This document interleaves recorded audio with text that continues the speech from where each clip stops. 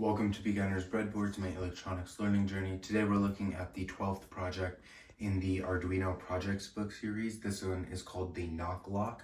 So for this, we're using a small motor here to open and close a gate. And the way we do that is by sensing the knocks. And we sense these knocks with a piezo buzzer, which we're using as a sensor. So the way this works is we connect one side of it to 5 volts and the other side of it to ground through a very large resistor.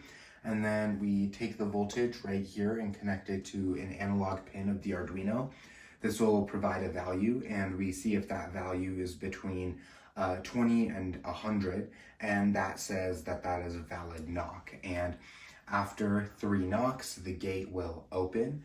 If you're between 1 and 2 knocks, we have 3 LEDs to show what kind of state the gate is in. So if the gate is closed, the red LED will glow. And then if you knock, there will be a small flashing of the yellow LED. And then once you get to 3 knocks, the gate will open and the green LED will light.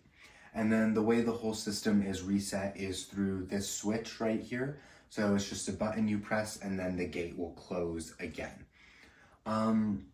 The code also uses a function that returns a boolean value. So that's a statement that's either true or false. And so we use a special function there to return a boolean value about the gate.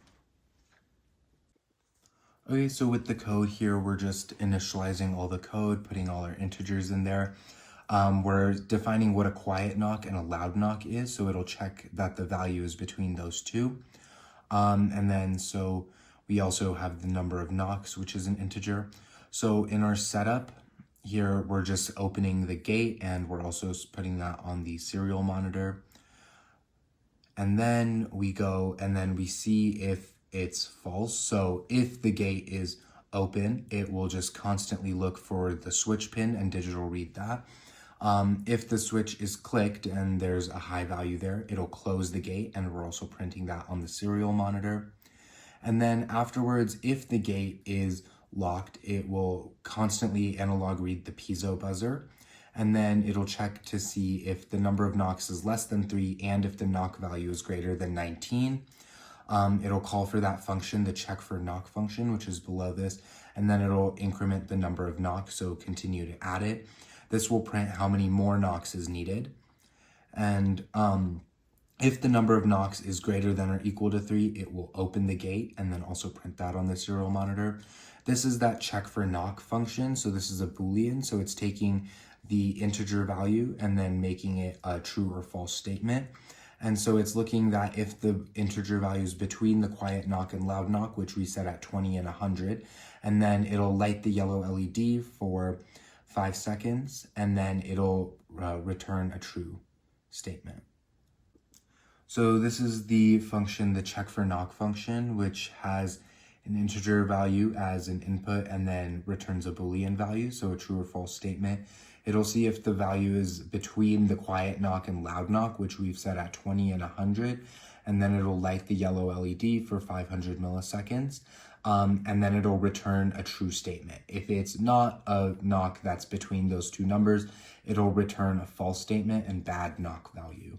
So up here, when we call for the check for knock function, only if it's true do we actually increment the number of knocks. So if it's a false statement and it's not a valid knock, this number will not increase. Only when it's true will the number of knocks increase, and it'll count as a valid knock. So here's everything built on the breadboard, starting with the piezo buzzer here, which is connected to the analog pins.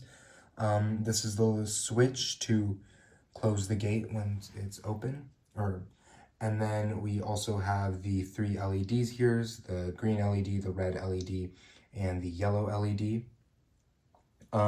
This is the servo motor that we've connected to our little gate with our car. And then there's also a 100 microfarad capacitor here for the servo motor connected between 5 volts and ground.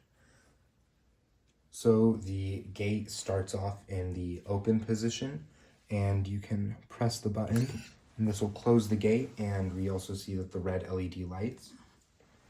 And then with a couple of knocks, we can see the first knock, the yellow LED glows for a little bit.